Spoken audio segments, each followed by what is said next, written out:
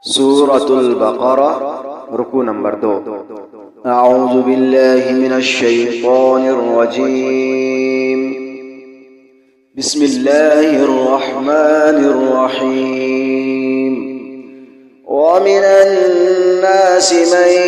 يقول آمنا بالله وباليوم الآخر وما هم بمؤمنين يخادعون الله والذين آمنوا وما يخدعون إلا أنفسهم وما يشعرون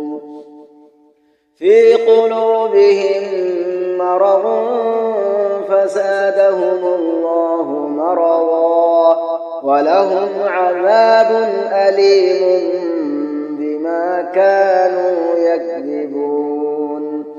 وإذا قيل لهم لا تفسدوا في الأرض قالوا إنما نحن مصلحون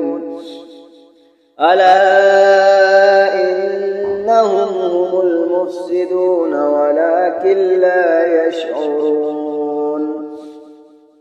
وإذا قيل لهم آمنوا كما آمن الناس قالوا أنؤمن كما آمن السفهاء ألا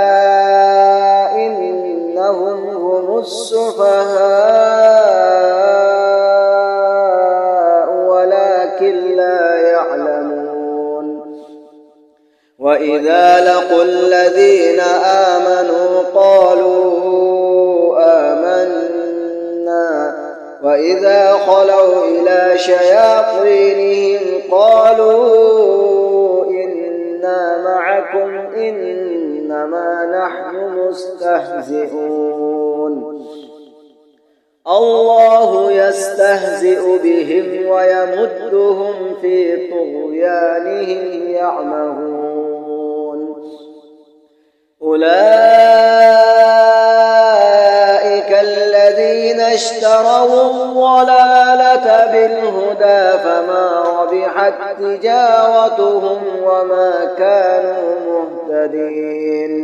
مثلهم كمثل الذي استوقد نارا فلما أضاءت ما حوله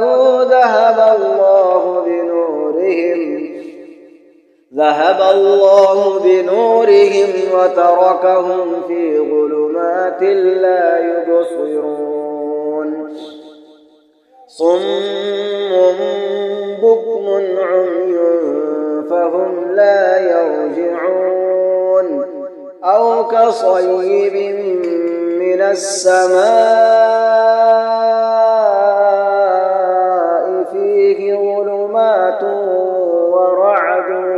وبرق يجعلون أصابعهم في آذانهم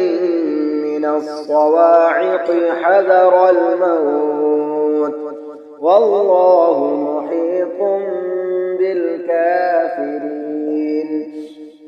يكاد البرق يخطف أبصارهم كلما أضاء لهم مشوا فيه وإذا أظلم عليهم قاموا ولو شاء الله لذهب بسمعهم وأبصارهم إن الله على كل شيء قدير